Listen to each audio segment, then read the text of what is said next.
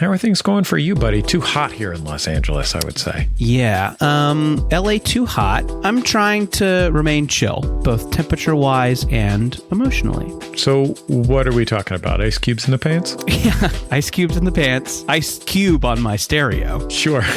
I'm in Ice Cube trying to get into Ice Cube's pants. Yeah, if only... Oh, I forgot. Who's Ice Cube married to?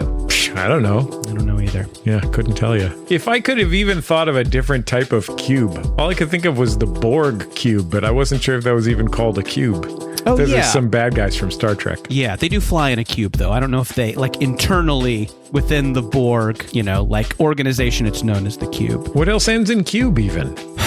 Ice Cube. There was a series of horror movies in the 90s called Cube, and then there was Cube 2: Hypercube. Oh, so Ice Cube's wife is named Hyper. Right. Fine. Good enough. Right. Not good, but let's move on.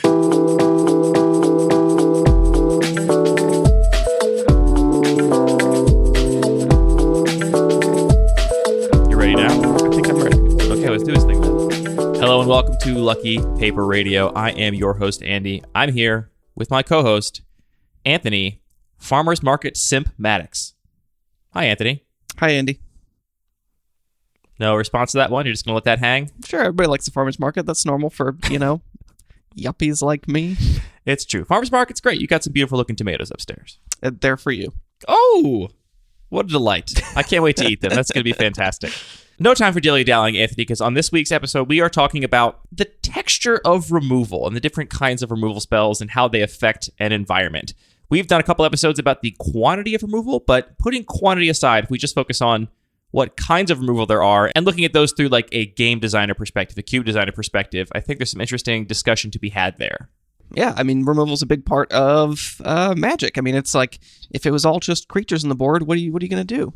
It's not going to be a very interesting game if it's just about attacking and blocking. I feel like you would say the opposite. Yeah, normally. I probably would. But, removal's important as well. It's creating, just varieties of different kinds of play and varieties of different interaction and board states and approaches to individual games. Before we get into our discussion about removal, though, we are going to do a Pack 1 Pick 1 from listener-submitted cube. This is the first Pack 1 Pick 1 we are pulling from our brand new fancy spreadsheet Anthony made.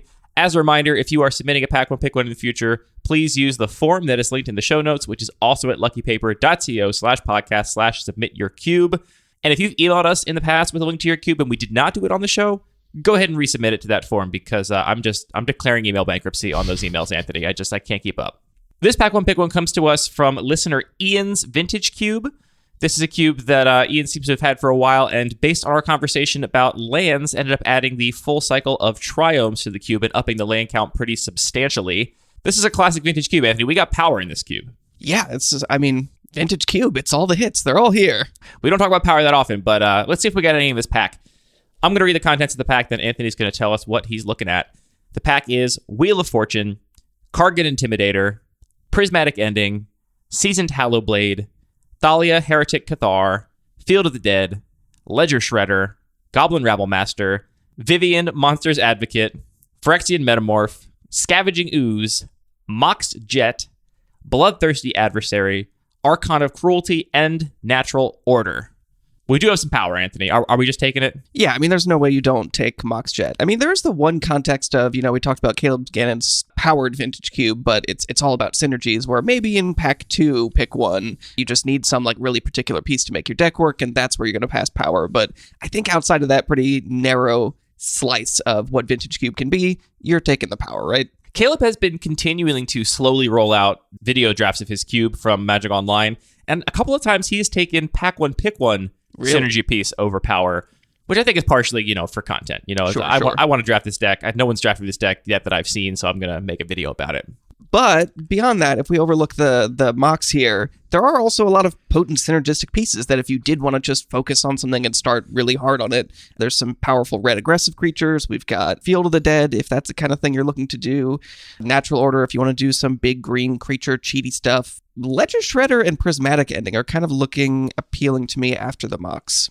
Interesting. So yeah, I agree. I'm taking the Mox. After that, for me, it's just a pretty clean Natural Order. I think Natural Order is a broken card that is just below the heights of power, and getting a pack one, pick one, you can actually build around it and do some broken stuff. Yeah, it's fair. I haven't played this card in a long time, so I might be a little bit, what's the opposite of familiarity bias? Unfamiliarity, unbias? Yeah. It's still a bias. Yeah, to me, that falls into the category of, like, if you get to do the thing this card says on it, it is better than almost anything else you can do, even in an environment like this. There is also Wheel of Fortune here for the Storm deck. If I was coming into this draft thinking, I just want to force Storm, and that Mox Jet was something other than a Mox Jet, I could see taking Wheel of Fortune and just, hard forcing. But yeah, beyond that, there's a bunch of, like, much more fair cards that I think are worth looking at. I like Ledger Shredder. I also maybe like Archon of Cruelty if you're just going to force a Reanimator deck. That is also a very, very potent threat to Reanimate. So for me, it's Mox Jet, then Natural Order, then a pretty big gap down to the rest of the pack, depending on what I'm feeling that day. Sure. Are you only putting Wheel of Fortune in a Storm deck specifically? What about top end in a red aggressive deck? I'm not doing that in a cube like this. Okay. I know you've done it in your regular cube a couple times. Which is a very, very different context. It is a very different context. I think in a lower power context, then that could definitely make sense. Here, I don't think you can afford to refill your opponent's hand and not kill them that turn. Yeah, that's fair. In an environment like this, because you're just going to untap and maybe kill you, quite likely. Prismatic Ending, I'm also kind of high-ish on, but yeah, I'm not as high on things like Field of the Dead in an environment like this. I think that's very potent in a fair cube where you are not going to get comboed out or whatever. Here, it definitely would be a full-on combo piece. I'm not playing Field of the Dead as a finisher or control deck in this cube, I don't think, nor am I playing it as like a mid-range thing. It's got to be I'm cheating Primeval Titan into play and then going and getting Field of the Dead and some other creatures with it. But I'm still not that high on it. So yeah, Mox Jet for sure, then Natural Order, then probably Archon, Prismatic Ending, Ledger Shredder, because I really like that card right now and I want to get in more reps with it, potentially. That's a legitimate reason to want to do something. We play this game for fun. Exactly. There's no stakes, so I might take the card I just want to get in reps in, potentially. But no, I'm taking Mox Jet, because you're supposed to do that. Easy peasy. Thank you, Ian, for sending in your cube. As I mentioned already, if you want Anthony and I to do a pack one, pick one from a pack of your cube, fill out that form on our website with all of the pertinent information, and it will get added to our spreadsheet where I will be doing things reverse chronologically. The first in, first out. That's regular chronologically. Okay, I'll be doing them chronologically. You get the idea. The sooner you submit it, the sooner your cube will be done. All right, Anthony. Lots to discuss today. I'm glad we're getting to the main topic quickly. We've talked about density of removal, and I think there's lots of things to be discussed there about how your environment ends up playing based on the density of the removal you include. But absent from those conversations we've had are what that removal actually looks like. Because there's a huge difference, I think, between a cube that has 30% removal and it's all unconditional creature removal, like Infernal Grasp or whatever, versus a cube that has 30% removal and most of it is somewhat conditional or limited in what it can target or that kind of stuff. So even though we had that conversation about density, I actually think in many cases the quality and the nature of the removal is a lot more important than the quantity of it. Yeah, I mean, it's kind of amazing. We're talking about cards that ultimately say destroy target creature, but we have almost 30 years of exploration of how many variations, what kind of game pieces we can make that in some way or another destroy target creature. And a lot of that strays pretty far from just that exact ability, but still plays a similar role, but does so in a different way that just changes the way you play with the cards and the kinds of gameplay and strategies you're going to get. It really is a testament to just how deep the game is that, yeah, I mean, we have easily a whole hour's worth of discussion to have here just about different ways to get rid of a thing on the battlefield, which if you were to like simplify Magic down to a board game just for retail sale for people to play without, much experience about the game, you probably have one card, right? One card that destroys a creature. You wouldn't have multiple. Like, here's an effect that's pretty basic. But given that we have almost 30 years of history to build on, we've got a lot of variations of this effect to work with. Yeah, like in Monopoly, where you have the one chance card that says destroy target hotel. Man, that makes me more excited about Monopoly than I've ever been in my entire Monopoly life. 2. So first, we're going to be talking primarily about creature removal here. And that's because, when I think of removal, when I hear removal spell, I think about creature removal, even though it does technically apply to things that remove other kinds of spells. And, our listeners have a broad variety of cubes, but I think one of the things we can somewhat rely on is the vast majority of them are going to have cubes with a decent amount of creatures in them. It's kind of fundamental to most kinds of Magic. Yeah, Magic has really become about creatures, and that's how the game works. And I mean, it's worth noting that like non-creature removal is relevant. Anything that removes artifacts, enchantments, planeswalkers, even lands in some situations. And depending on your cube, those removal spells might go from like a sideboard thing or like a mode on a modal spell you include, or just something that's very sort of lightly splashed throughout the environment, to a like core feature of that environment. If you have a cube that is all about artifacts, then artifact removal spells become akin to creature removal spells because you have just as many of that kind of card type running around. For sure. But yeah, I think let's just focus on this one type of interaction, how we get rid of creatures.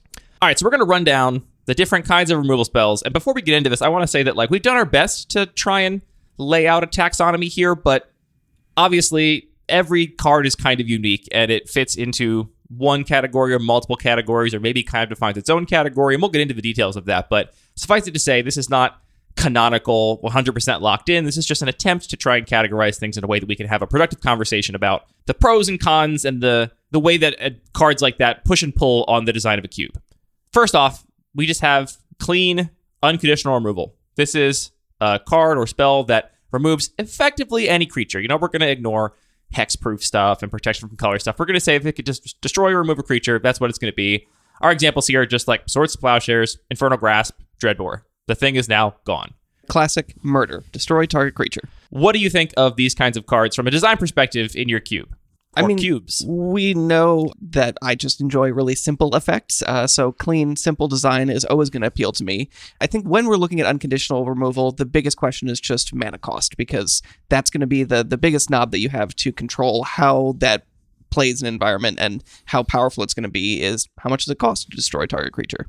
Yeah, and I would say that the unconditional removal, relative to all the other kinds of removal we're going to talk about, is I think the biggest limiting factor on the power level of expensive threats, especially expensive threats without some relevant end of the battlefield ability or whatever, your classic Baneslayers or whatever. If you do have a decent density of relatively efficient unconditional removal, that's going to be the biggest force holding down, you know, the power level of Lyra Dawnbringer or Questing Beast or whatever. Yeah, I mean, and that's critical that it is about both the efficiency and density, because you could have some very, very efficient removal, but if it's low enough density, maybe you still do just play your 6 mana creature that really needs to be able to get into combat for it to give you some value. But if there's just a ton of Earl it of Squirrel. Yeah, exactly. 1 and 2 mana. Our favorite Baneslayer. It's one of my favorite Baneslayers. If there's a ton of it and it's very efficient, then it's just going to be, you know, there's an imbalance in terms of I'm spending 6 mana to get my Earl of Squirrel in play, and you're spending 1 or 2 mana to remove it. That's not going to be a really great proposition. The other thing I'll say about the truly unconditional removal is that I think the play patterns here are a lot different than other kinds of removal, in that I find it's often right, or it at least feels right, to save your unconditional removal for the biggest threat. Like if I have a Swords to Plowshares in my hand, the question I'm often asking myself is like, can I beat that without casting my Swords to Plowshares? And if the answer is yes, I will probably try and hold on to that Swords to Plowshares until I find something that I can't beat unless I remove it. And that's very different than the other kinds of removal we're going to talk about, and it leads to perhaps very different play patterns. I can imagine a cube where the removal is entirely unconditional or very largely unconditional.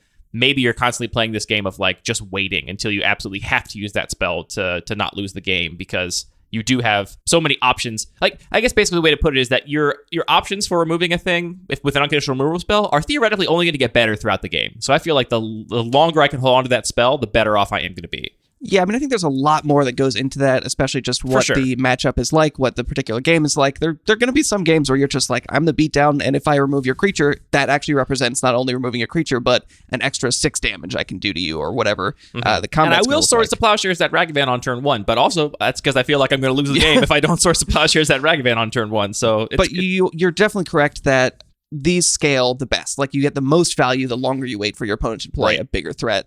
So sometimes it is a question of, am I going to just use my creature to interact with your creature rather than spending my removal spell? I definitely had that experience. I did a Chaos draft last week, and I did pretty well, but I had painfully little removal in my deck. So I was definitely playing that game of, let me wait for what is the thing that I actually can't beat that I have to spend this removal spell on. I definitely feel this most strongly in situations like that, like Retail Limited or Sealed or whatever, where it's like, I got my 2 removal spells. They're going to have a bomb somewhere. I am not using this unless I absolutely 100% have to pull the trigger on something. And I think that feeling can come up even in cube environments too, when you're like, this is my unconditional removal. If I can wait longer, it just gets better and better. And so I'm going to wait as long as I can, which does lead to a particular type of gameplay, which may or may not be in line with the goals of the cube designer. Yeah, I mean, maybe just to put that more concretely, even if I have 2 removal spells in my hand, one says destroy target 2 mana or less creature, and one says destroy any creature. Obviously, there's a limit to how useful that thing that only destroys small creatures is going to get. So I definitely want to deploy that first and save the thing that could potentially trade up for more mana. I got incredibly punished by this exact play pattern in a recent draft of a friend's cube. I had a Mortify and a Void Rend in hand, and Mortify is the 1 black-white instant that destroys a creature or enchantment. And Void Rend is full Esper to destroy target non-permanent, and it can't be countered. So obviously I was thinking, okay, if I can mortify something, I'm going to mortify something first, and then I'll save this Void Rend because this just removes anything. Like, nothing's going to go wrong with the Void Rend. So I mortified my opponent's threat. Then they just played Goblin Pile Driver, which has protection from blue. And I was like, oh no. I was like, what? What? That's not fair. I did the right thing. I saved the better removal spell, and I'm getting punished for it. Yeah, I mean, that just goes to show the strictly better argument. There are going to be edge cases. Right out the there's going to window. be weird cases like that. Maybe the other thing we should mention about unconditional removal is the other knob that's there is timing, whether it is sorcery speed or instant speed, and that's also going to shape the way that you can use it a lot, whether it's something that you need to be more proactive and use it on your turn, or if you can wait till the end of the turn, see what your opponent's going to do. Maybe you have more flexibility if you have other instants in your deck as well, so that's going to impact the kind of gameplay. Yeah, I think timing applies to all the removal we're going to talk about. For sure. Maybe we can talk about it at the end. We kind of review attributes that apply to all of these different kinds of removal. So next up for me is removal with some kind of downside. This is stuff that is going to remove the thing almost all the time, but you're going to be giving your opponent some additional benefit or something in exchange for removing that thing. These are often white because that tends to fall into white's color pie. Like, instead of just removing the thing, they're removing it and you get some other benefit. It feels more like a transformation or something. This is stuff like Path to Exile, Fateful Absence. I think you can even count Swift Reconfiguration here and potentially other pacifisms. I mean, Swift Reconfiguration for sure. They're getting a bad vehicle in exchange for the removal spell. You can maybe even put a pacifism here. They're getting a token they can sacrifice, right? They're getting a 0/0 or a 0/1. They can't attack or block. They can sacrifice. Creature. Yeah, exactly. Which, I mean, that is a downside. I even included things like Pongify here. You know, I'm removing your creature. I'm giving you another dinky little creature in exchange. Yeah, I mean, I think there's actually a fair amount of this in blue. A lot of it that I don't necessarily see in a lot of cubes, but there's a lot of sort of transformation type effects like Frogify and Pongify and the other one that's just like... I guess we've seen that in green recently too with like Kenrith's transformation and Beast Withins and stuff. That's true, Beast Within. I think Mark Rosewater has said like that card specifically was a strong bend, if not a break. But yeah, I mean, we see those kinds of transformation effects Mark Rosewater in most break that colors. Color pie. Do you like the play patterns of removal with downsides? I adore the play patterns of removal with downsides just because, I mean, in general, I like downside mechanics, and it just gives you another sort of axis of tension on what are you willing to give your opponent in order to remove their creature, especially something like Kenrith's Transformation. That's actually a card that I really love because the downside, often you can turn into an upside and say, well, sometimes I'm actually just going to put this on my 1/1 that has a +1/+1 counter. Mm-hmm. Compared to unconditional removal, there's just such a more opportunity for depth of different things that can happen and more challenging costs to evaluate. Yeah, I really like removal with downsides when it comes in exchange for some other big upside, right? Like, I want my removal with downsides to also be a lot better in some way than my unconditional removal. A card like Faithful Absence is a good example. I mean, 2 mana instant speed, get rid of any creature or planeswalker is pretty well above rate for anything we've seen in any other color ever. But the downside is of them getting a clue is a very real downside. And I really like that card for that reason. It's like, you could almost use it like a lot of these downside things are almost like they ask you to play them in almost a tempo way where it's like, I'm going to take advantage of this for the time where you're actually behind on this card before you gain the advantage of this downside. Or they ask you to like build your deck in a way that you can really maximize the effectiveness of that kind of removal spell, which I do really like. I wish there were more removal spells with downside that fit into a cube of my power level, because I feel like there aren't actually that many. Very oftentimes we get them and it's like, this is the same rate as a very good unconditional removal spell that I already have in my cube, and they've added a downside to it. And if I was playing at a lower power level, it'd be a cool spell to like take advantage of. But given that I'm playing kind of at the peaks of power level in the Bud Magic cube, not a lot of spells kind of check the box here for me.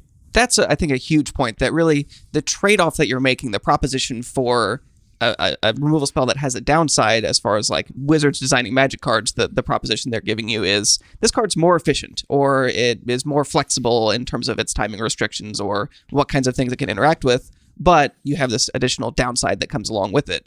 But over the course of 30 years, they've just printed so many super, super efficient unconditional removal that you're often just saying, well, here's my 2 mana or 1 mana removal spell, and then here's the one that has a downside. If you put those in the same environment, one of them's just going to look really unappealing and just maybe not make it to people's decks. So I think that it does get a lot easier to explore sort of the space of making those reasonable if you do sort of step down the power level a big notch. From a play pattern perspective, I think a lot of these spells are also things I'm going to wait for as long to use, right? Especially in the case of a card like Path to Exile or Faithful Absence. I want to hold off as late as possible, so ideally I can like remove your thing and then kill you. And like that downside doesn't even come into play. You got an extra land, you got a clue token, who cares? You're just dead. I feel like the later you give your opponent that additional benefit, the better that removal spell might be. So from a play pattern perspective, I think these are also kind of spells I tend to be holding as much as I possibly can. Interesting. I think it does depend a lot. Like, and this is the other axis that I find really compelling here is that when you're deciding to put one of these removal spells with a downside in your deck, you're also thinking about how do you mitigate that downside. So if it is giving your opponent the opportunity to draw more cards, maybe you're putting it in a very aggressive deck where you're actually going to try and mitigate that downside by killing your opponent before they have an opportunity to take advantage of that. Or yeah, I guess potentially in that case, like Swift Reconfiguration is kind of the opposite. Using that early, I think, is even better because the chances that they'll actually be able to crew it are much slimmer in the early game. Whereas in the late game, if you're in a kind of a board stall, Swift Reconfiguration might just be a slight annoyance where it's like, oh, now I got to actually crew this thing. And I got to say, when this card was printed, I think I probably even said in our set review, like, oh, no one's ever going to crew this. This is essentially just pacifism. I think I even said that was like a downside for me. I was like, this is like flavor text. I've seen it crewed twice in my cube, and I've only seen it cast 4 or 5 times. So like, it happens actually more than I expected. You know, it's like you Swift Reconfigure their Primeval Titan, they just play another mana dork and use all their dorks to turn their Primeval Titan on and then kill you. Now I'm attacking with my Primeval Truck. My Primeval Truck didn't. It does happen. So that is a real downside of that particular removal spell, I think. Sure. Or another example, you know, maybe you have these Frogify type of effects that in exchange give your opponent essentially a 1/1 token. If you're playing a deck that's just trying to attack with 3/3s, that's a meaningful blocker. But if you're specifically doing...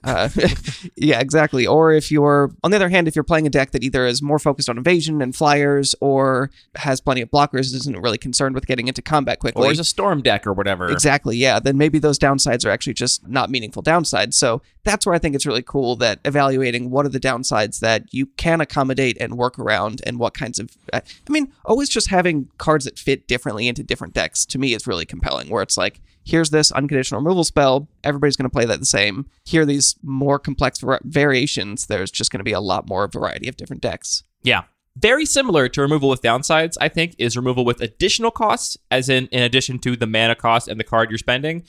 These tend to be black, again, for color pie reasons, and this is stuff like Ulcerate, which costs you a big chunk of life, Bone Shards, which you have to sacrifice a creature or discard a card, Lightning Axe in red, which has an additional cost to either discard a card or pay like 5 extra mana or something. And I do think these are meaningfully different. And this is obviously a downside, right? So you could just put it into the other group.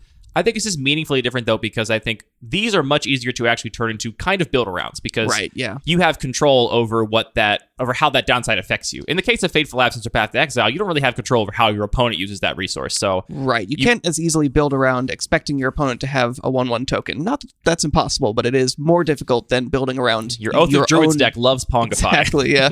But what's much easier to build around is how you're using an additional resource or additional cost that you have to pay. Just so we don't get letters, we know Pongify makes a 3/3.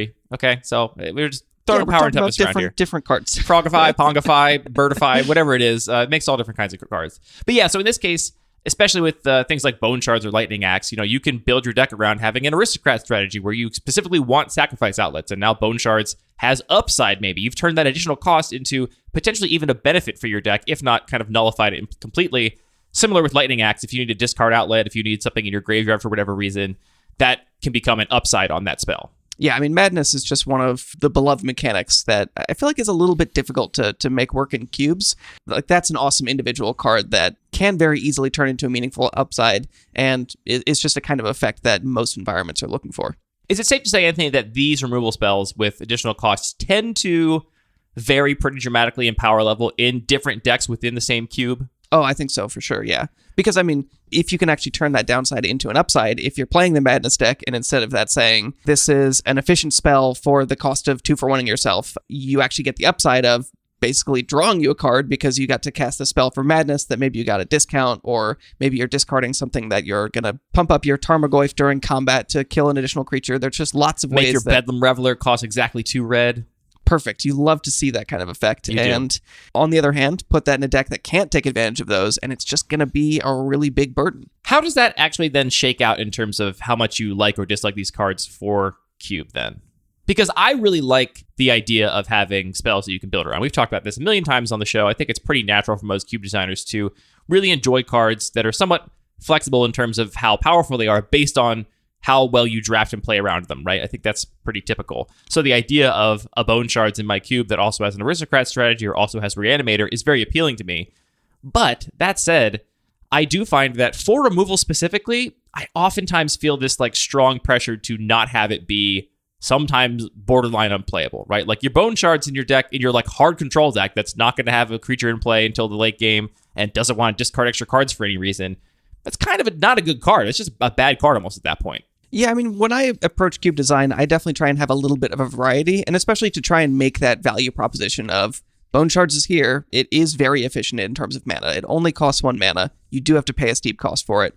But in the environment, there's also murder. So if you're playing a deck that just wants some unconditional removal, you have that option as well. I do actually really like Bone Shards specifically because it gives you the opportunity to pay multiple alternative costs. So much better than Bone Splinters. It really, makes it a lot more flexible that you can often actually spare one of those resources, whereas if you had to commit to one or the other, it would be much more challenging to fit into more decks. The other thing, obviously, is if I'm playing a removal spell with a downside like that, I do want to offer players, like, put it in an environment where that is likely to be meaningful and not just say, well, we're just going to take everything that has a downside and jam it in regardless of the context. Yeah, I mean, I think that Bone Shards is such a better card, obviously in terms of power level, but also in terms of design than Bone Splinters, that I've returned to my starter deck project, which we talked about on the show ages and ages ago, where I've made these monocolored starter decks for teaching people how to play the game and getting them familiar with the mechanics of Magic. And in that project, I really strongly avoid any kind of rules text that is irrelevant. I don't want any extra text on the cards because I'm teaching new people. I don't want them to be distracted by something that doesn't actually matter. But Bone Shards is so much better than Bone Splinters from a design perspective that I'm including it, even though it has the word Planeswalker on it, and I don't have any Planeswalkers in the environment, because it's just so much better. But your opponent is a Planeswalker. That's the first thing I'll explain, and then sure enough, I destroy you. The game is over. Then we have removal that can be undone. This is a kind of a narrow category, but to me, this is stuff that gets rid of things unconditionally, but can be rolled back by your opponent. And this is mainly Oblivion Ring style effects. You know, it's a permanent that gets rid of something, so then that permanent sits in play and can be interacted with. I would also put Skyclave Apparition in here, sort of, because it can't actually be rolled back entirely, but it does give them some additional benefit if they then remove that creature. It's like this many-layered pie of different game motivations. Or more directly compared to Oblivion Ring, we could talk about Banisher Priest and some similar effects like that. Right, I think it's exactly the same. Skyclave Apparition specifically for not giving them back the creature, but giving them a new thing that is vaguely related to the value of the thing that was exiled is particularly interesting. You could also, I think, include like a Dungeon Geist in here. The Dungeon Geist would fall into multiple categories because just tapping something down is not really removing it. That's kind of a different kind of removal, but it is still contingent upon keeping that Dungeon Geist in play for it to work. I think you like these kinds of removal spells. I do like these kind of removal spells just because it is cool to be able to have answers to something. Like, it's fun to be able to remove something unconditionally, but it's also not fun to have your thing unconditionally removed to some degree, right? But that logic doesn't track to me, because then it's also not fun to remove something unconditionally, correct, and then have your thing removed and then have the thing come back. So it's so Magic is just there's no more fun in either. It's a zero-sum, zero-fun game, and it's just about kicking the fun down the road as far down as you can. I don't like these very much for my own cube designs, especially the more expensive ones. You're like 3-mana Oblivion Rings. At the time that I'm spending 3 mana on a removal spell, I want it to remove the thing, and I don't want to just make my opponent's Reclamation Sage or whatever they have sitting in their hand way better all of a sudden just by kind of pure luck. The fact that I happen to have this removal spell instead of a different one. I also feel like it's such a blowout when they actually do destroy it, especially when the destruction comes along as like a side effect of another card. They destroy it with their Reclamation Sage. They still have a 2/1 now, and you burned your removal spell and nothing happened, basically. I feel like it can be really, really swingy in terms of those play patterns. Yeah, I think that's a good way to frame it. And so it just depends on what you're looking for when you're curating Cube. If you like those high highs, that big swing of, oh, I'll during combat disenchant this Oblivion Ring and then I get another blocker and get to destroy your creature, then yeah, go for that if that's what appeals to you. And for me, that does appeal to me some of the time. I also especially tend to dislike the ones that are attached to creatures, because then I feel like I have this very fragile thing where it's like, it's a creature, but I don't actually really want to attack and block with it because I don't want to lose it. And that kind of time bomb sitting there on the battlefield, just waiting to get removed somehow, it does not lead to particularly fun play patterns for me personally. But I have really enjoyed Skyclave Apparition. I think because the way that it navigates all these little limitations just kind of balances itself perfectly. In my environment, which is very powerful, trading a permanent in play for a token that has power and toughness equal to that permanent's mana value is generally a pretty big trade down, right? Turning anybody's 2-drop into a Grizzly Bear is a big downside. So once that Skyclave Apparition resolves, exiles the thing, you're already pretty far up. And even if you lose a Skyclave Apparition, it's a much more incremental kind of shift. It's not like the big blowout, because when they do remove the Skyclave Apparition, which are not like 100% motivated to do, right? Like if you banish your priest, your opponent's huge threat, their game is like, if I can remove it, I'm definitely going to remove that banish your priest. There's no question because it represents such huge value to me. If you use Skyclave Apparition, they're a good threat, and you have another better threat than Skyclave Apparition in play, it might not be worth removing the Skyclave Apparition instead of removing your big threat. So this turns all of the motivations and rewards into more sort of small, nuanced decisions instead of these big, swiggy ones. I think that's actually touching on one of the reasons that I actually do really like Dungeon Geist, which just taps down your opponent's creature for as long as you have it in play, because it does still matter in combat. It has flying, so you can tap something down and it's continued to be relevant. It's a 3/3, which is better than most bodies in your environment, right. In most environments. As opposed to Banisher Priest, which I think you're correct. Often it just doesn't matter in combat because it doesn't have a relevant body. So things that have this effect, but also can still be a proactive part of a game plan, tend to play a little bit better in my experience. Yeah. Speaking of Dungeon Geists, the next category I have here is just soft removal. We had this as a category when we did our quantity breakdowns of removal in our cubes. And to me, this is something that doesn't actually remove the threat, but does temporarily neutralize it in a way that kind of can function as removal in certain contexts. So to me, this is stuff like Flicker Wisp. Just get rid of your thing until the end of the turn. Maybe that allows for an attack that I otherwise wouldn't have. Maybe that just kills you. Unsummon or any bounce spell, just get rid of the thing temporarily, make you pay the cost to recast it. I even have something like Earthshaker Kenra here, which is the 2-mana 2/1 that enters the battlefield and makes a creature with power less than or equal to its power unable to block, and then it also has Eternalize. And that's the kind of thing where it's definitely not removing the thing. It's for one turn, it's making something unable to block, but if you're playing a very aggressive deck, your removal is oftentimes just to clear blockers, right? You're not trying to remove things for any other reason, and so in that specific kind of deck, Earthshaker Kenra does kind of feel like some kind of soft removal to me. Yeah, I mean, removing until the end of turn is still relevant if the game is going to end that turn. It's still removed it for the remainder of the game. Right, and even not in that extreme case, it could be that, like, you remove it for that turn, you get a really good attack. That means that next turn, you still have a good attack, even if you're sacrificing a couple of attackers because they're just at a low enough life total that the clock really matters. So if you're saying that Earthshaker Kenra removing a blocker is kind of a form of soft removal, what about removing attackers? Would you consider Fog a soft removal spell?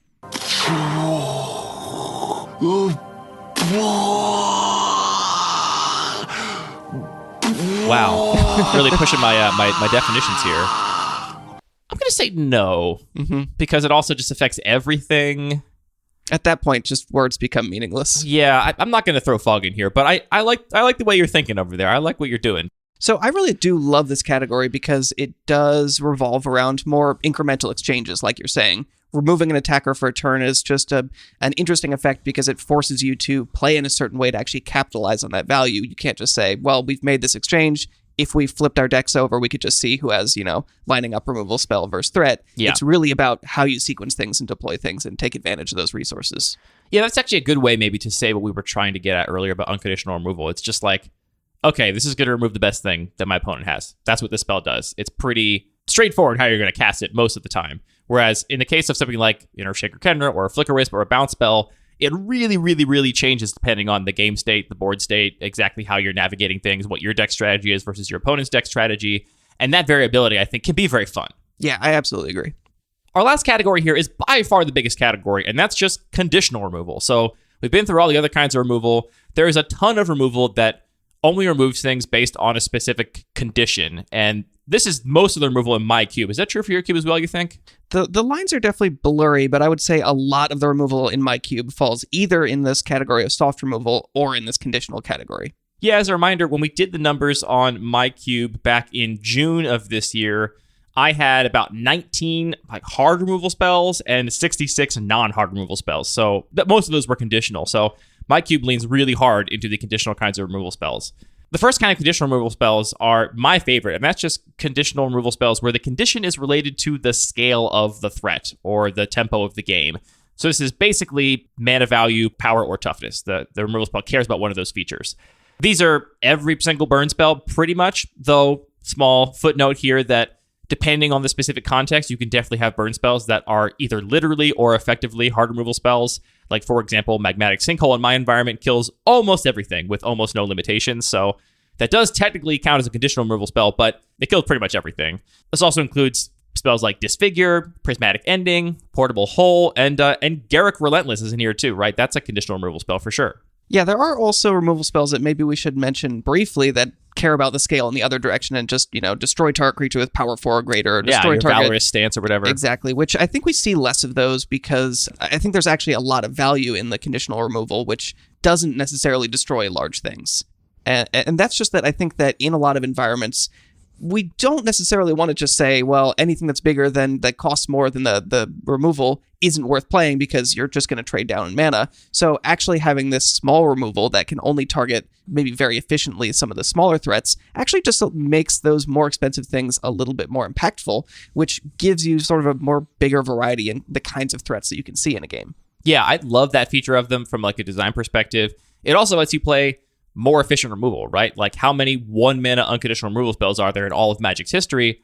Very, very few. But as soon as you start looking at 1 mana conditional removal, there's tons of options, and you get to decide as a cube designer which conditions you want to have removal spells for, which ones you don't care about. So I really like that it lets you play more efficient things. I really like what you said about the fact that, in my environment, like I said, it's like a 4-1 or 3-1 ratio of conditional to unconditional removal spells. That means that yes, there's still enough unconditional removal spells running around that you have to be circumspect about really big threats, but they are a lot better than cheap threats. They're not exactly the same in terms of effectiveness as cheap threats because there's also a huge chunk of removal spells that they just can't be hit by.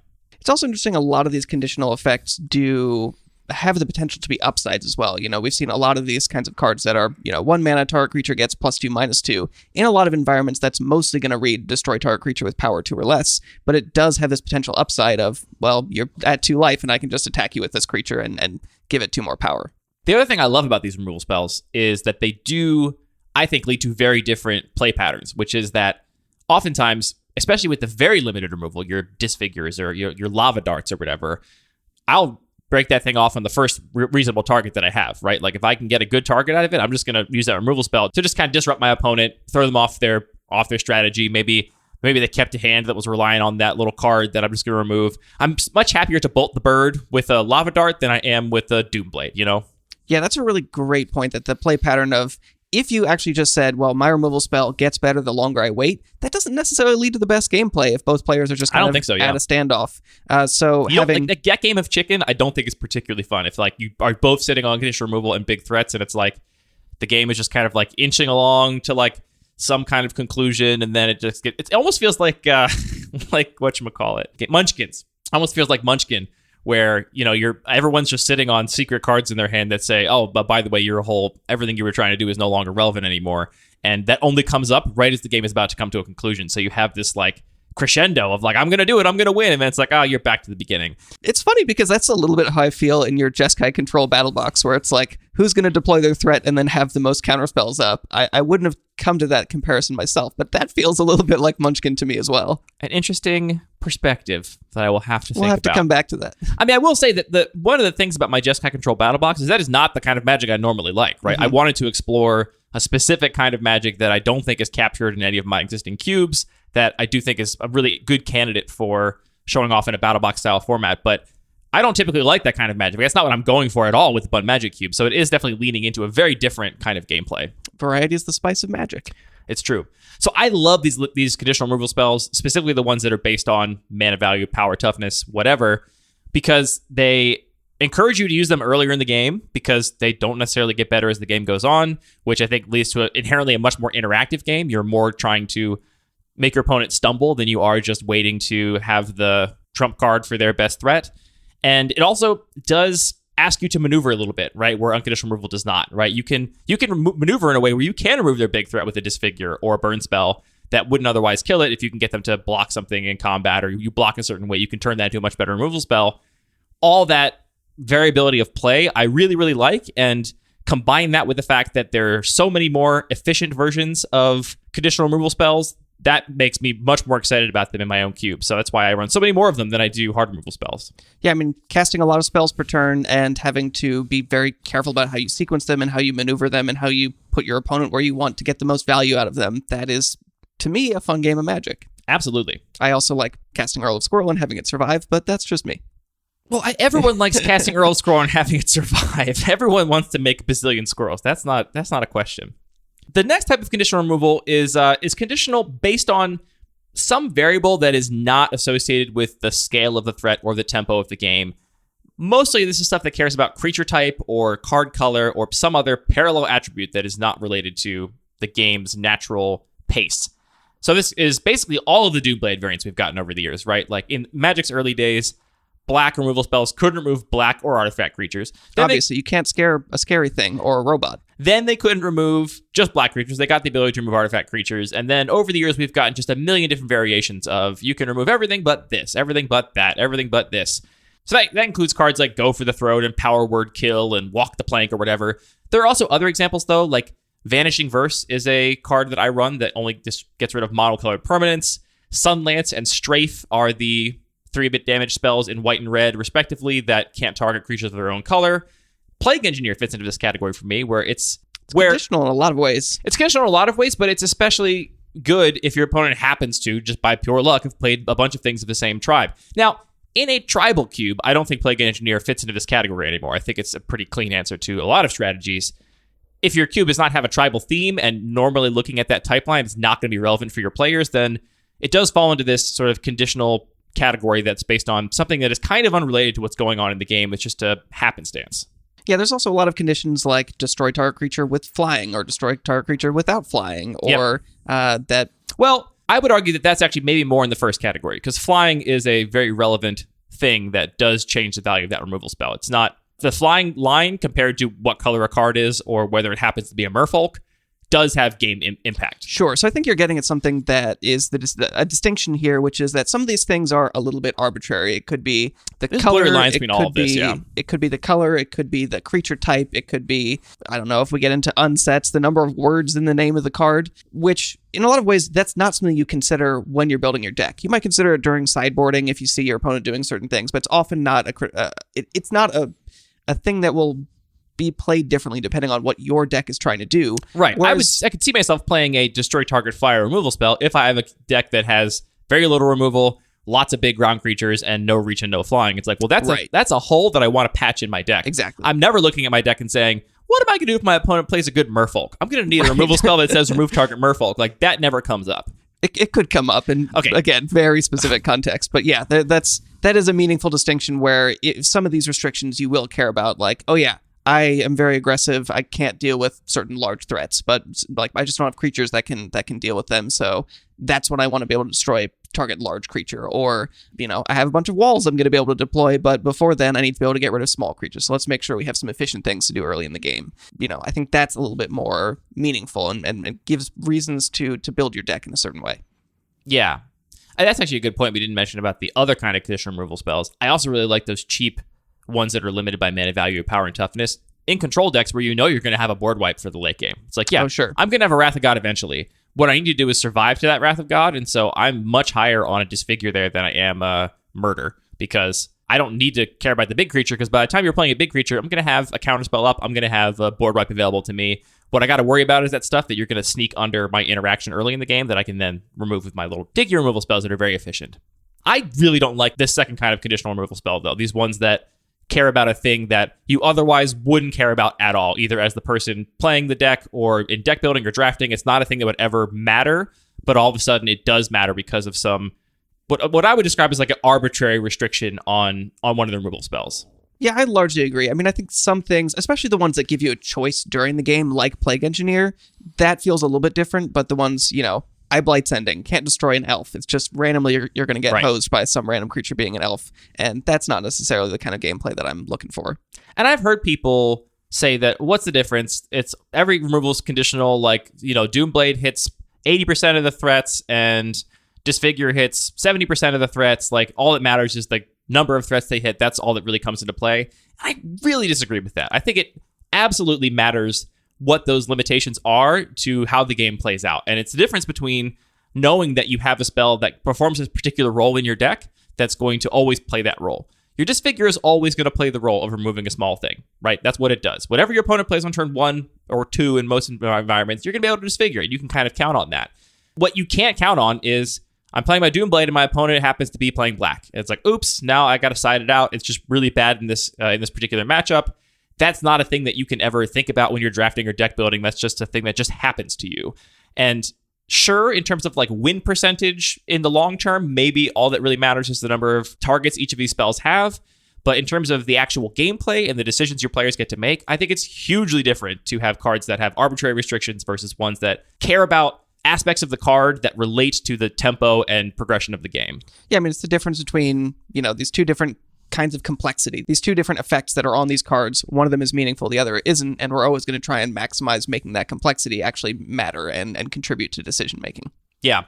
So for me, I avoid these as much as possible, and the ones that I run, I did go through my cube and try and pull out ones that I do run. Like I do run Go for the Throat, I do run Vanishing Verse, I do run Plague Engineer.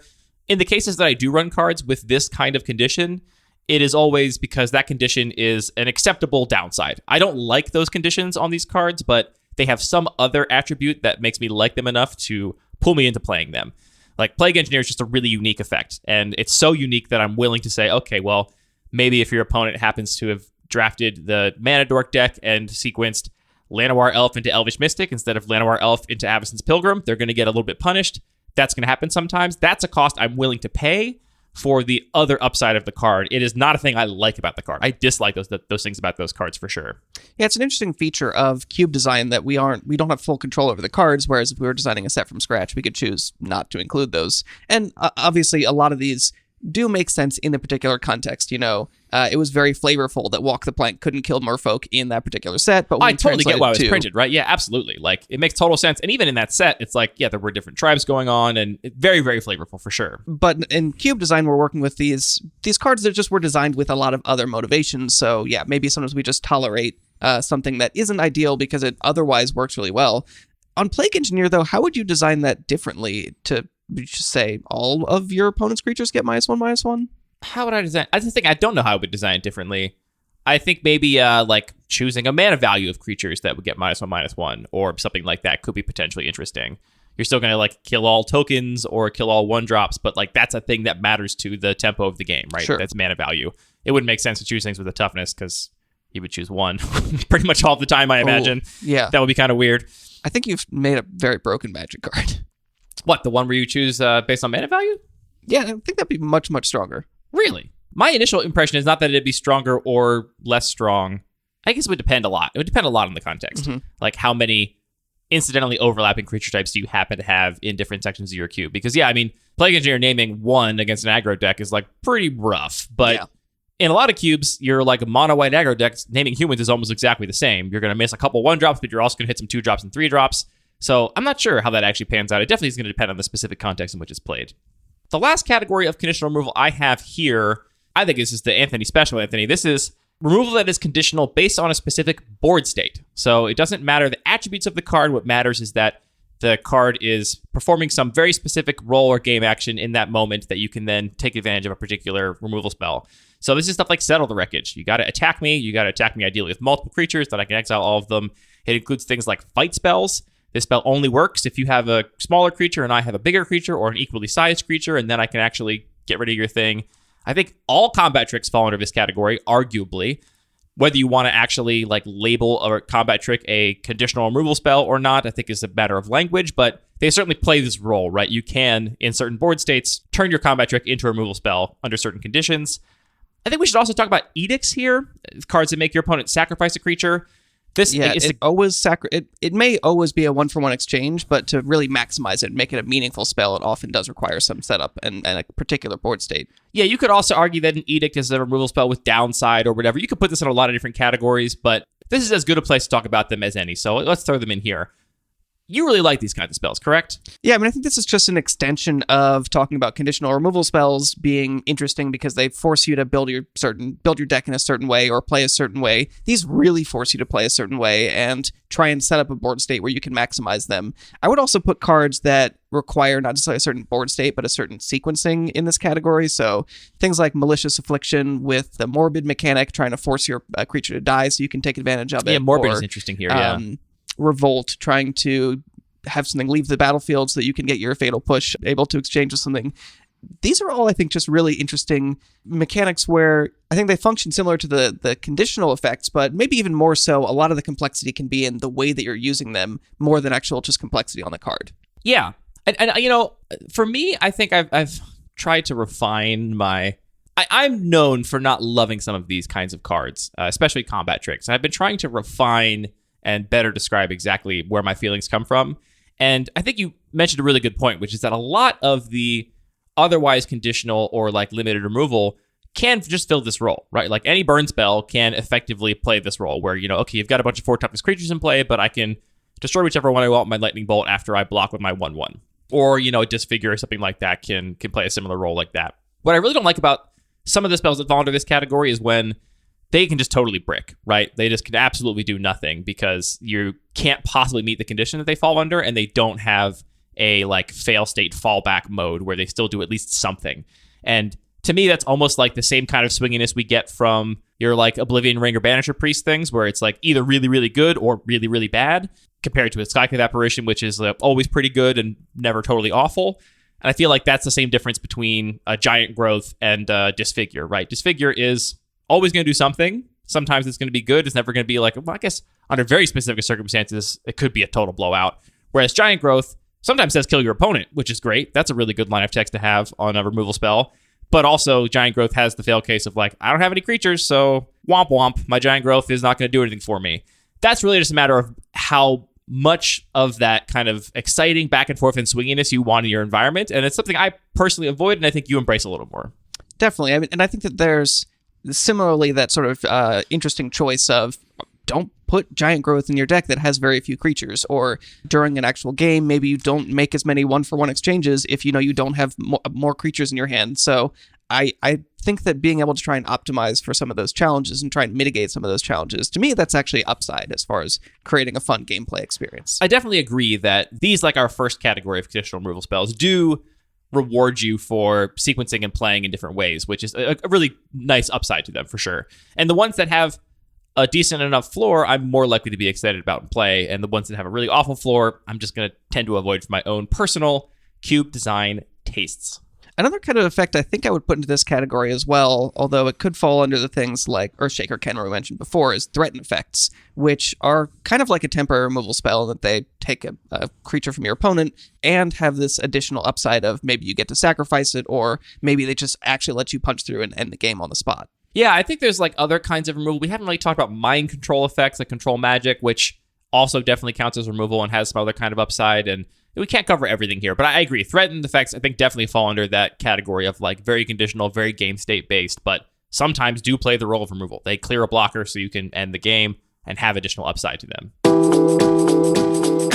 I think that basically covers all the kinds of removal we can reasonably describe. As I mentioned up front, every card is going to fall into some combination of these categories in different mixtures, and I'm sure there are cards that don't really cleanly fit anywhere where they are kind of defy these definitions, but for the most part, I think that kind of describes things, and I think it sheds a little bit of light on the kinds of removal spells we are looking for our own environments.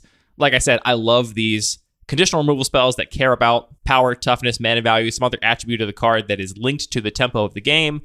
And I like having a smattering of unconditional removal in there so that you can, I think, build hard control decks. I think that kind of removal spell is actually pretty important to a deck that is like a hard control deck, where you want to go to the late game, you want answers to almost everything your opponent has. You're going to need some amount of actual unconditional removal for that deck to, I think, be viable. And these things that have other attributes you can then build your deck around, right? The removal spells that have some additional cost you can turn into an upside, or the removal spells that get a lot better or worse in a specific game state, or that you can navigate into a board state to really get a lot of advantage out of. They have a lot of play to them that is a lot different than just a murder. There is such a deep hole. In addition to these not being clean categories, there are things that I just have no idea how to categorize. I'm looking at my own cube list. Like Fog. Fog, not in my cube, but where would you put Mortar Pod or Perilous Mirror? Perilous Mirror is kind of just unconditional removal in my environment. I just count that. Oh boy, Perilous Mirror. Sorry, it is Mirror, but you can say whatever you want. I mean, is it anything? Who knows? It's made up. I would count Perilous Mirror as a board conditional removal spell in this last category, where like you need to either be able to sacrifice it or be able to navigate some sort of block that makes it into any kind of removal spell. But it also, in a separate category, is just a really great blocker because of that reason. Right. That because of the fact that it turns most combat into a nightmare for your opponent. Even if it's not removing anything, it can like virtually remove things by making your opponent's attacks not good, which is kind of an interesting branch we haven't even explored, which is that big creatures can just be effectively removal spells, right? We talk about virtual card advantage. You play a bunch of dicky little creatures, and I play a moat and now you can't attack with them. Like, are they removed? No, but they are basically removed. That moat was basically a big removal spell. Or I play a big creature that can just block all of them. Now you have no attacks. What are those cards actually worth to you anymore? So yeah, I mean, there's this bigger category, I think, that we could just describe as like creature invalidation, which is interesting because it isn't, depending on what kinds of effects you have, it's just going to have a totally different tension and texture. Baleful Strix might be a great creature invalidation against your opponent's 5/5 flyer, but if they just have a bunch of 1/1s, suddenly it actually doesn't I don't really care trade my that sapling deck about your profitably. Baleful So Strix. I think that is what's so interesting about the fact that there is such a range of effects, is that it isn't always just, yep, this card is better and it deals with this with all situations better. There's an interesting texture of things being asymmetrical. Yeah. And I mean, I think green is a great example of a color that, as far as the color pie goes, pretty much only gets like the conditional kind of fight spell removal, but most of its creature invalidation comes in the form of having bigger creatures, right? That's what green does. It's like, nah, you're going to play a 2/2? Great, I've got a 3/3, and now what are you going to do about that? Yeah, someone asked a little while ago on Twitter, what's your favorite way for green to deal with flyers? And my legitimate answer was attacking with 4/4s, because if you just have more power, you're going to put your opponent in a spot where they can't necessarily make those creatures valuable. There are other things I want to touch on, though. We're going to go long, but I don't care. This is an important topic. I want to cover it. In parallel to all of these different categories of removal and how those affect our cube design decisions, some things just apply to all of the removal spells in general. And the first thing you mentioned was just the timing, right?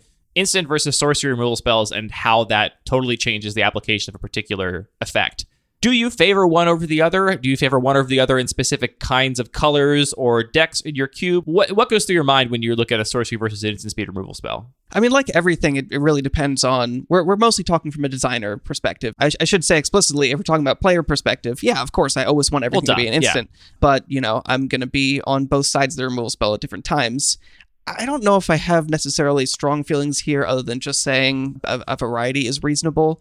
For me, I strongly favor instant speed removal spells for cards that I expect to be played in control decks. My environment has a lot of stack interaction, a lot of instant speed, counter magic, and whatnot.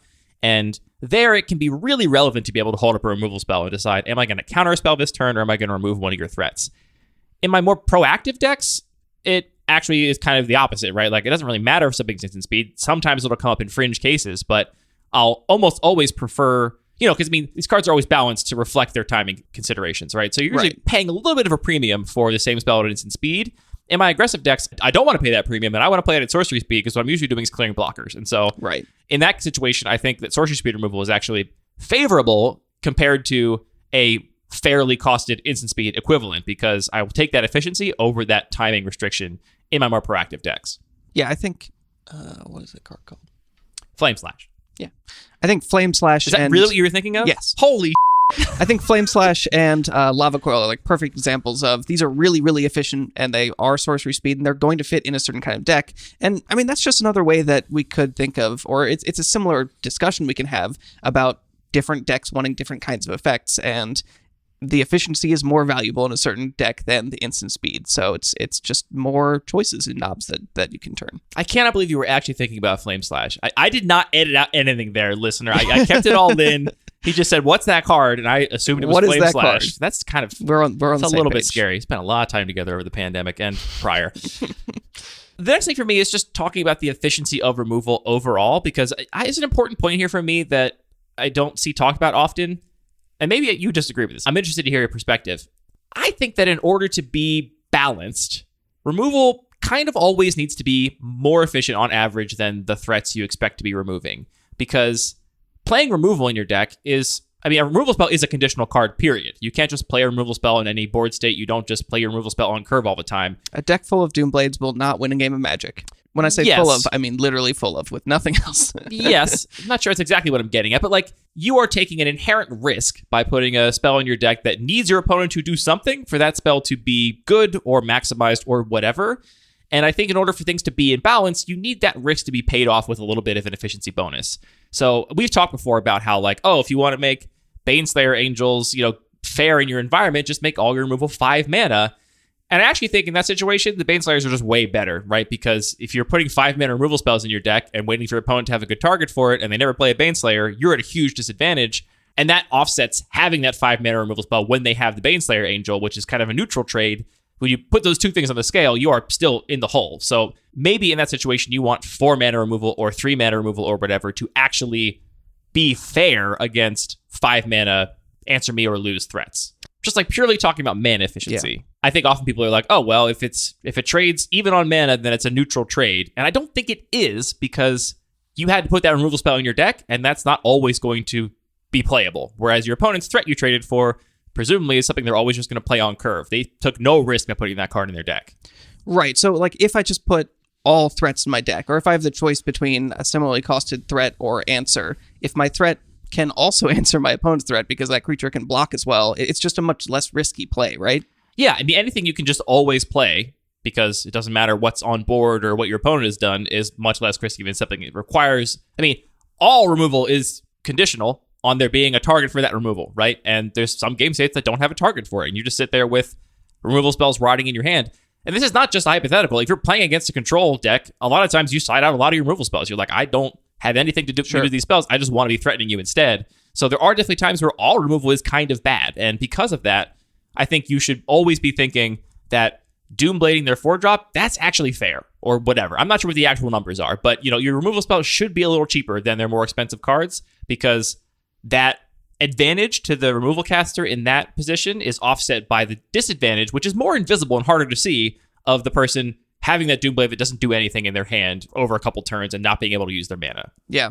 It's also a funny sort of wrinkle to this idea of making removal less efficient in order to make more expensive threats more viable, in that, sure, it might be worth spending 4 or 5 mana to destroy your opponent's 5 or 6 mana threat, but that removal is also going to line up really, really badly against cheap things. So as much as it might power up the expensive threats, I think it really powers up the cheap threats to scale removal in that way. So I think actually just taking that other sort of change and making removal that overall, having removal that generally favors destroying small things and being a little bit softer against big threats is actually a better way to make big threats more impactful in an environment. I think a perfect sweet spot for this for me is 1 mana removal that removes 1 or 2 mana threats. Like Fatal Push, Portable Hole. Disfigure often does this. I mean, its 2 toughness can be on any cost creature, but it's going to kill almost any 1 or 2 mana threat, and very few 3 mana threats in my particular environment.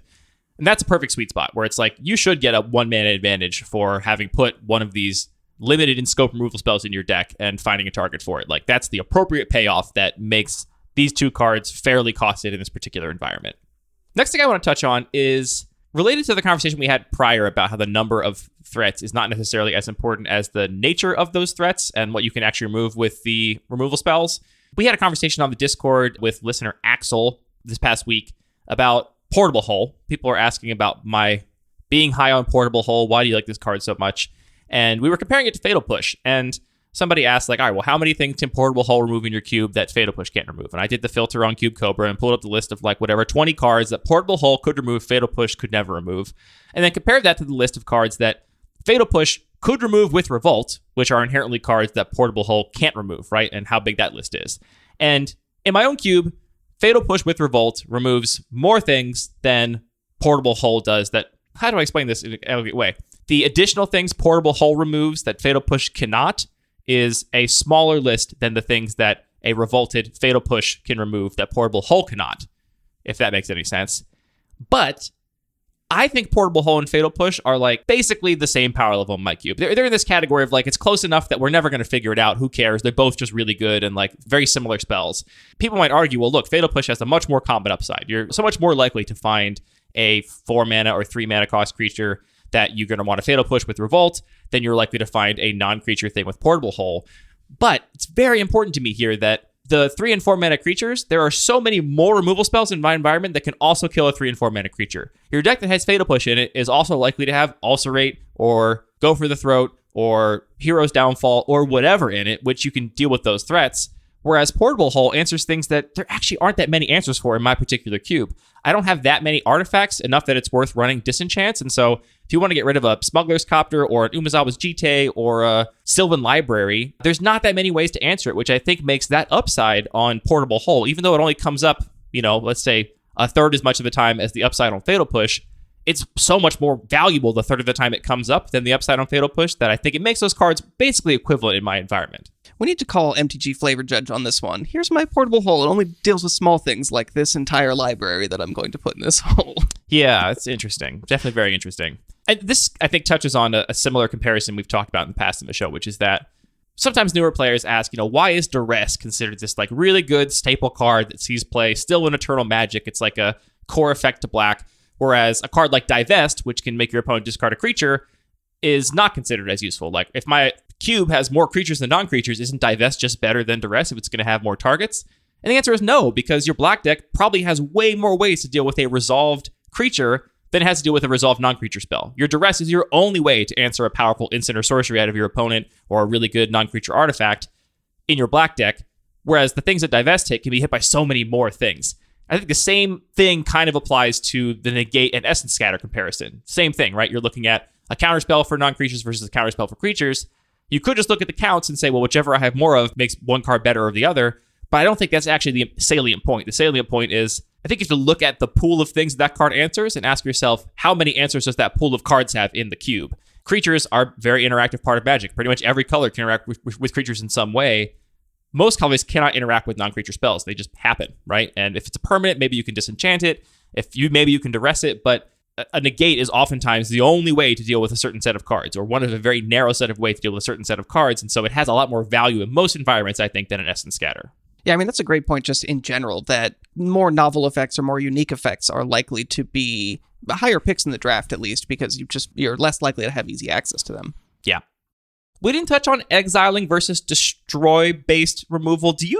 Does this weigh on the scales at all for you when you're considering a card for your own cube? For my main cube, not really. I think it's more just incidental. There are definitely contexts where if you're leaning really heavy into the graveyard, maybe you want to think about this a lot. Obviously, Exile is just in general going to be a little bit more powerful, and I think that maybe is one of the things that Wizards uses just as a knob if they want to slightly increase or decrease the power level. It's also a flavor thing. Like, the idea of exiling is like you are cast out from society. That's a thing that white cards can do. Sure, yeah. We made a rule that said you're not allowed to be here anymore. You're a bad dude. As opposed to killing a thing, which is not a thing white is allowed to do. So a lot of times that distinction is actually kind of just a flavor thing. For sure. I think it also is going to change a lot based on the context. In some contexts, like my mono black cube, things that say destroy target creature kind of almost feel like that soft removal, right, or absolutely the temporary kind of removal, whereas Exile is really, really valuable in that context. Exile also really valuable in the Degenerate Microcube. Right. So much more than Destroy. Context matters. Yeah. Speaking of the Degenerate Microcube, I want to touch on one point about edicts, which we didn't really get into. In general, in like fair Magic environments, I'm really low on edict effects, things that just make your opponent sacrifice a creature. I think giving them the choice makes the card so much worse than a removal spell that's costed similarly that's you choose. And they actually tend to be, in Magic broadly, costed very similarly, right? Like a Diabolic Edict costs the same amount as a Doomblade, right? They're both 2 mana. And so they tend to be costed pretty similarly. And I think in general, in fair Magic, the sacrifice effect is just so much worse. Do you agree? Yeah, I mean, if you're curving out playing creatures and you've got some random tokens here and the game's going to go kind of long, the windows in which an edict is going to be really powerful are fairly narrow or non-existent. Yeah. By comparison, in the Degenerate Microcube, which is not at all fair Magic, it's the polar opposite of fair Magic, edicts are really, really potent because there are so many combo decks that are looking to cheat something out into play that maybe has some kind of protection from removal spells. Maybe it's big enough that you could never possibly hope to kill it with a burn spell.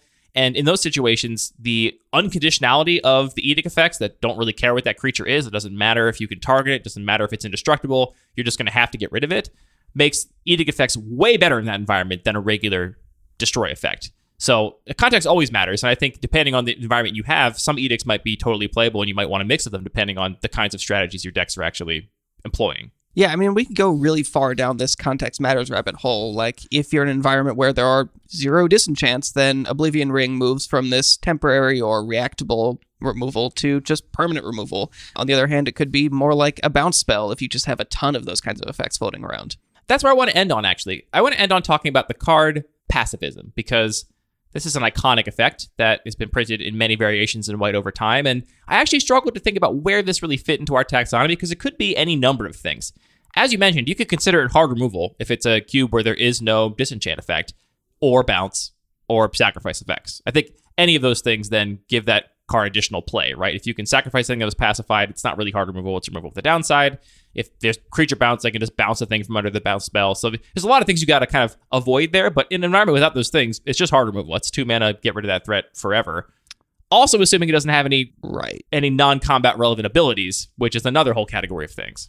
Yeah, I mean, in some environments, a pacifism doesn't do a whole lot at all. Possibly even some of my own cubes where people have not been super happy with it, because when you're facing down Slimefoot and a bunch of tokens, that pacifism doesn't really matter. Maybe that creature wasn't going to get into combat at all. Yeah, and then you can obviously think about pacifism as removal that can be undone, because you can just get rid of it the same way you can get rid of an Oblivion Ring, and then it kind of fits into that category.